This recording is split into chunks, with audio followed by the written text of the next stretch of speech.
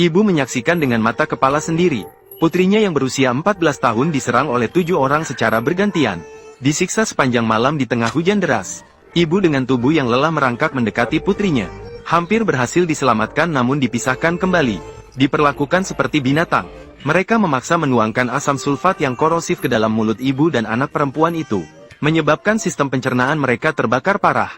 Keesokan paginya, baru keesokan harinya warga menemukan ibu dan anak perempuan itu di atas gedung. Tubuh mereka penuh luka dan tidak terlukiskan. Kejadian ini menghebohkan seluruh negara. Semua orang merasa marah. Ibu segera menuju kamar putrinya begitu bangun. Meskipun nyawanya tertolong, namun tubuh dan jiwa putrinya mengalami luka besar. Dokter mengatakan tenggorokan dan lambung putrinya terbakar parah.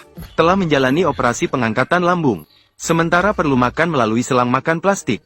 Yang lebih serius adalah, putri mengalami robekan rahim dan pendarahan hebat. Tidak akan pernah bisa hamil lagi di masa depan. Mendengar ini, ibu tidak bisa menahan air matanya. Merasa sangat menyesal atas kejadian semalam. Ibu dan putri berjalan di sebuah jalan kecil. Sayangnya, mereka diincar oleh 7 penjahat dan menjadi korban kejahatan. Setelah itu, putri mengalami penyakit mental yang serius. Setiap kali petir dan hujan, ia mulai merasa takut. Bahkan kadang-kadang tidak mengenali ibunya sendiri. Bersembunyi di bawah tempat tidur dan tidak berani bertemu orang. Namun yang lebih membuat marah adalah, suami tidak hanya tidak merasa simpati terhadap istri dan putrinya, tetapi juga merasa malu karena mereka telah memalukan keluarga, merusak reputasinya sendiri, berteriak ingin bercerai dengan istri, ingin menjauhkan diri dari istri dan putri untuk melindungi reputasinya sendiri. Sahabat perempuan di sampingnya benar-benar tidak tahan lagi, mengambil segelas air panas dan menuangkannya ke wajah pria itu. Polisi segera mengusirnya dari ruang perawatan.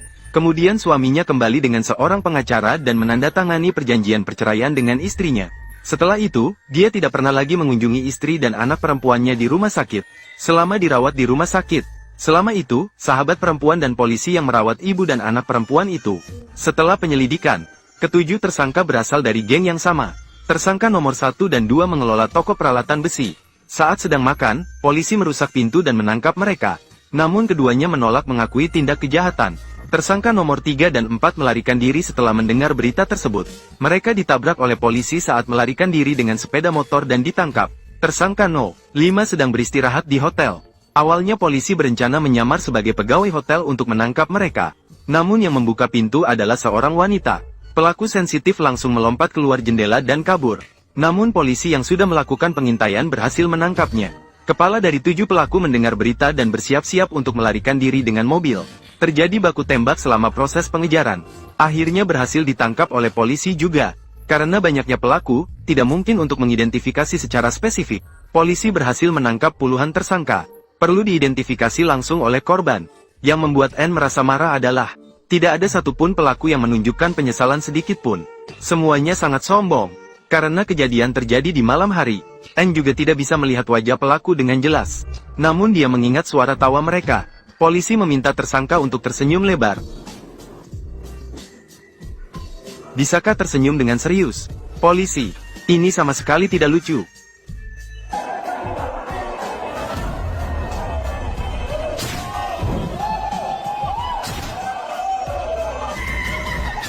N melalui kenangan malam itu.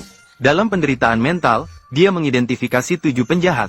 Namun selama proses tersebut, polisi tidak pernah memperhatikan perasaan psikologis N. Kemudian polisi mengumumkan kepada publik, ketujuh penjahat telah ditangkap semua. Saat persidangan, ketujuh penjahat dengan santai menolak untuk mengakui kesalahannya. Karena bos mereka adalah pengusaha kaya berpengaruh setempat. Dia menyewa pengacara terbaik untuk wanita itu membela diri. Yang lebih mengherankan adalah, bos penjahat juga memanggil mantan suami N untuk bersaksi di pengadilan. Ternyata, mantan suami menerima suap 5 juta dari mereka. Mencemarkan nama baik istri dan anak perempuan dengan kebiasaan khusus. Mungkin dia sengaja merayu ketujuh penjahat untuk disiksa. Dan itulah sebabnya suami memilih untuk bercerai. Jadi suami memilih untuk bercerai. N sama sekali tidak menyangka bahwa mantan suami akan melakukan itu demi uang. Bisa membuat cerita apapun.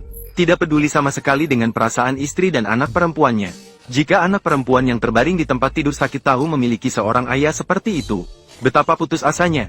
Hal terburuk yang pernah dirasakan oleh N seumur hidupnya adalah menikahi pria ini. Mantan suaminya adalah seorang penjudi, mengakumulasi hutang besar. Untuk 5 juta ini, dia rela menjual istri dan anak perempuannya. Setelah bukti dari kedua pengacara, hakim akhirnya menjatuhkan hukuman. Di antaranya, 3 penjahat dijatuhi hukuman penjara 20 tahun. Karena DNA ketiga pelaku ditemukan di tubuh anak perempuan korban, N. Sementara 4 pelaku lainnya dibebaskan karena tidak terbukti bersalah.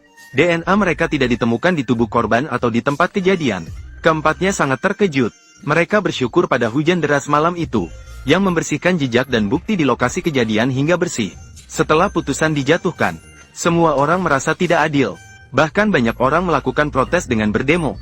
N merasa bersalah kepada putrinya yang terbaring sakit, datang ke atap untuk melompat. Saat itu tiba-tiba mendengar suara seorang wanita. N mengalami gangguan identitas ganda. Refleksi di air adalah diri yang lain. Dia mendorong N untuk hidup dengan berani, lalu pergi sendiri untuk membalas dendam kepada putrinya. Karena hukum tidak bisa menghukum mereka, maka N harus menyelesaikannya sendiri. Setiap kali petir dan hujan turun, kondisi sakit putrinya semakin parah. Bersembunyi di kamar mandi dan tidak berani keluar. Melihat pemandangan yang menyayat hati ini, N mulai memikirkan balas dendam untuk putrinya. Selain itu, dia juga masih teringat jelas dengan kejadian malam itu yang merugikannya. Sering terbangun oleh mimpi buruk. Tiba-tiba sebuah organisasi misterius mengirim pesan kepada N, menanyakan apakah dia ingin membalas dendam. Juga mengirimkan kasus keberhasilan balas dendam anggota organisasi sebelumnya. Mereka semua adalah kelompok masyarakat yang rentan.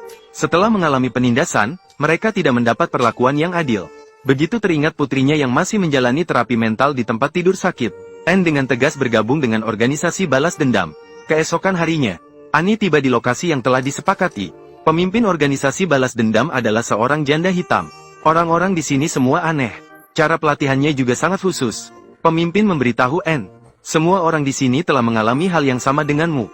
Jika ingin menyelesaikan balas dendam, maka harus melewati pelatihan khusus. Hari-hari berikutnya, N harus berlari 10 km setiap hari, menembak 300 peluru, berlatih bela diri dan teknik bertarung. Meskipun sudah menjadi seorang wanita parubaya, namun N dengan keinginan dan tekad kuat untuk membalas dendam atas putrinya. Setiap hari menyelesaikan latihan sesuai dengan aturan. Beberapa bulan kemudian, Ani mampu berlari 10 km dengan beban. Setelah beberapa bulan, Ani menjatuhkan pelatih sparring dengan pukulan cepat, menembak target dengan cepat saat bergerak. Setiap kali merasa lelah dan tidak bisa melanjutkan, dia pergi ke rumah sakit untuk mengunjungi putrinya dan memberikan semangat. Setelah menyelesaikan pelatihan khusus, Ani perlu belajar seni menyamar yang canggih. Lebih mudah mendekati target balas dendam setelah berdandan dan menyamar. Melemahkan kewaspadaan mereka untuk serangan fatal. Seni menyamar tingkat tinggi seperti sihir dapat berubah menjadi siapapun. Ani tidak memilih target balas dendam dari 7 orang yang telah melukai mereka, melainkan mantan suami yang tak punya hati nurani. Memberikan kesaksian palsu di pengadilan untuk 5 juta, mengkhianati istri dan putrinya. Ani membenci mantan suaminya dengan sangat. Sebelum bercerai, suaminya malas dan tidak bekerja, menghabiskan gaji Ani setiap hari untuk makan minum dan bersenang-senang. Suatu kali hampir saja mencekik N di depan putrinya. Dia melepaskan tangan setelah putrinya memohon. Itu juga karena kelalaian mantan suaminya. N dan putrinya pindah tinggal di luar. Kalau tidak, mereka tidak akan diincar oleh 7 penjahat. Setelah mendapatkan 5 juta, mantan suaminya datang ke bar setiap hari untuk bersenang-senang. N berdandan menjadi penari seksi, mencari kesempatan yang tepat untuk mendekati secara aktif. Setelah masuk ke sebuah ruangan tertutup, mantan suaminya sama sekali tidak menyadari. Wanita seksi di depannya adalah peran yang dimainkan oleh N. Saat bersiap untuk menembak, tiba-tiba seorang wanita masuk ke ruangan. Senjata diarahkan ke dahi mantan suaminya. Dia adalah mantan pacar mantan suaminya setelah bercerai. Juga ditipu oleh pria tak bertanggung jawab. Mereka berdua sedang bertengkar. N dengan tegas menembak punggung mantan suaminya. Wanita itu mengarahkan senjata ke arah N. N merespons cepat dan menembak beberapa kali. Awalnya dia tidak berniat membunuh wanita tak bersalah ini. Namun sayangnya, N tidak punya pilihan. Siapa yang membuatnya datang pada waktu yang salah? Mantan suaminya memohon N untuk memaafkannya. Dia mengambil kesempatan untuk mengambil pistol di lantai dan menyerang. Dia ditembak jatuh oleh N ke dalam bak mandi. Kemudian mantan suaminya mulai berpura-pura menderita, mengatakan bahwa dia akan berubah menjadi suami dan ayah yang baik di masa depan. Jadilah suami dan ayah yang baik. Hanya berharap N akan memaafkannya karena pernikahan mereka. N teringat akan saat-saat dia dipukuli olehnya di rumah. Dia juga pernah memohon ampun padanya. Namun mantan suaminya tidak pernah memaafkannya. Jadi N tidak memberinya kesempatan. Tembakan pertama mengenai punggung tangan mantan suaminya. Tembakan kedua langsung mengenai jantung. Darah memancar dan mewarnai seluruh bak mandi. Saat ini, hati N telah mendapatkan penebusan, dan akhirnya membalas dendam untuk putrinya yang masih berada di rumah sakit jiwa. Kemudian N memberitahu putrinya, bahwa pria itu sudah mati. Seorang pria dan seorang wanita segera ditembak di bar dan berita itu menjadi headline.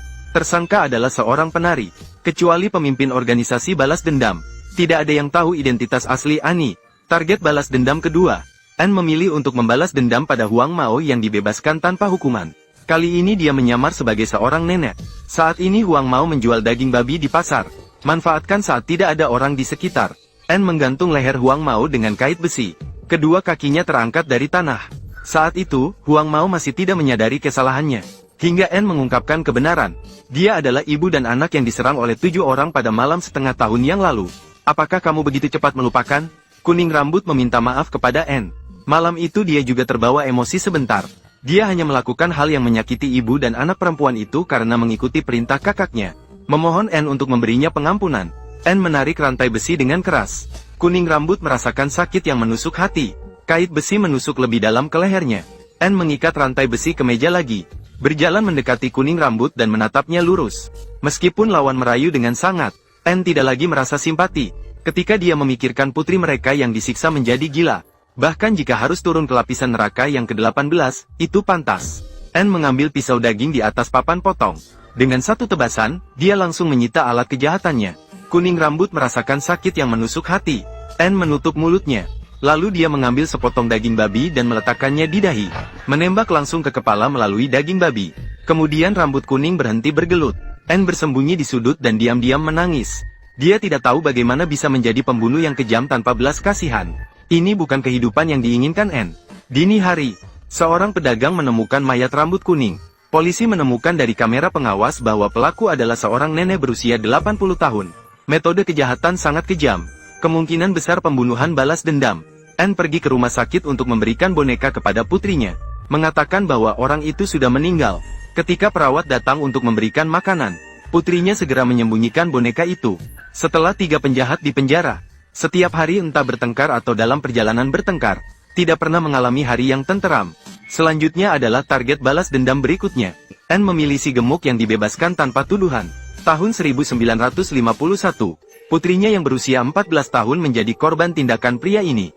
Ibu menusukkan pisau ke dalam pakaian pria itu. Ibu langsung menyita alat kejahatan pria itu, dan disiarkan secara langsung. Dia memberitahu teman-teman online bahwa pria itu mendapat balasan yang pantas. Polisi juga sedang menonton siaran langsung. Sedang mencari lokasi siaran langsung untuk siap bertindak. Setengah tahun yang lalu, ibu dan anak perempuan disiksa oleh 7 orang dalam hujan deras sepanjang malam. Sekarang ibu menemukan satu persatu pelaku untuk membalas dendam. Saat topeng dilepaskan, si gemuk baru ingat akan ibu dan anak perempuan yang pernah diserang oleh mereka. Dengan penuh kesedihan, ia memohon kepada Anne untuk memberinya kesempatan hidup. Menjelaskan bahwa saat itu dia juga mengikuti perintah kakaknya.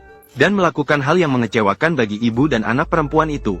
Meskipun sudah 6 bulan berlalu, kesehatan fisik dan mental anak perempuan itu masih belum pulih. Anne meminta dia untuk berlutut dan meminta maaf kepada anak perempuan itu. Si gemuk mengira dengan begitu dia bisa selamat. Namun Anne kembali memulai permainan berburu dengannya. Mengarahkan si gemuk ke hutan untuk melarikan diri. Biarkan dia berjuang terakhir sebelum mati. Waktu permainan berakhir. Anne tiba-tiba muncul di belakang dan memotong lehernya. Si gemuk jatuh dan tubuhnya terpisah. Rekan juga baru saja melihat si gemuk diburu secara langsung di ponsel. Ketika tiba di lokasi, hanya melihat mayat terpisah. Anne membakar rumah si gemuk. Setelah polisi tiba, tidak ada bukti atau informasi tentang Anne yang dikumpulkan. Keesokan harinya, Anne pergi ke rumah sakit jiwa untuk menjenguk putrinya. Memberitahu putrinya bahwa si gemuk sudah mati. Putrinya tampak mengerti sesuatu. Senyum yang lama tak terlihat muncul. Target balas dendam selanjutnya. Anne memilih penjual ikan sebagai target ketiga. Malam itu dia tertawa paling bahagia. Kali ini Anne menyamar sebagai wanita kulit hitam. Dia memukul penjual ikan pingsan dan membawanya ke sebuah pulau kecil. Setelah bangun, dia terkubur di bawah pasir dan tidak bisa bergerak. Di sekitar jalan kecil itu, sama seperti si gemuk, penjual ikan itu merayu Anne untuk memberinya pengampunan. Namun Anne juga tidak memberinya kesempatan. Mengikat kedua kakinya dengan tali dan menggerakkan perahu layar di laut.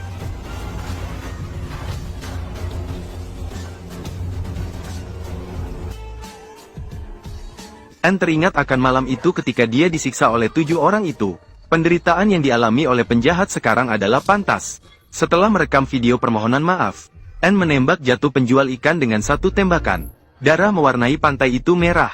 Anne kemudian mendekat dan mengeluarkan pisau lipat. Mengambil alat kejahatannya. Penjual ikan itu langsung pingsan karena rasa sakit. Anne tidak memberinya kematian yang mudah. Mengikat tubuh penjual ikan dengan tali dan menggantungkannya di perahu yacht. Berbaris di laut sejauh 5 mil laut, hingga tubuhnya dimakan habis oleh hiu. Ibu memberitahu anak perempuannya, pria itu telah menjadi santapan hiu. Target balas dendam selanjutnya. Hanya tersisa satu kumis kecil yang dibebaskan tanpa tuduhan. Ibu meminta anak perempuannya menutup mata. Lalu ia mengambil pisau dan membuka ikat pinggang pria itu. Ibu langsung menyita alat kejahatan pria itu. Terdengar jeritan mengerikan di tempat kejadian. Pria itu dengan susah payah merangkak ke kaki gadis itu untuk memohon ampun.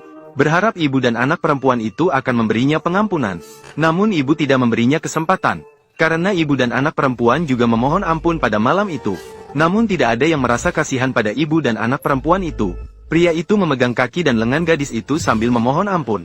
Ibu menendangnya menjauh dengan satu tendangan. Lalu mereka pergi ke derek bersama-sama. Pria itu diikat dengan tali di kedua kakinya. Ibu menekan tombol. Derek perlahan-lahan mengangkat pria itu terbalik. Di sebelah kolam, terdapat kadal yang dibudidayakan. Mereka berkumpul setelah mencium bau darah. Ibu memberitahu anak perempuannya, pria ini segera akan menjadi santapan dalam perut kadal. Kepalanya terbalik 20 cm dari tanah. Dengan begitu, dia bisa melihat dengan mata kepala sendiri proses dimakan oleh kadal. Ditemani oleh jeritan teriakan, pria itu akhirnya tidak lagi berjuang. Keesokan harinya, polisi menemukan mayat pria tanpa kepala yang terbalik di tepi kolam. Kepalanya dimakan oleh kadal. Tidak ditemukan jejak pelaku di tempat kejadian.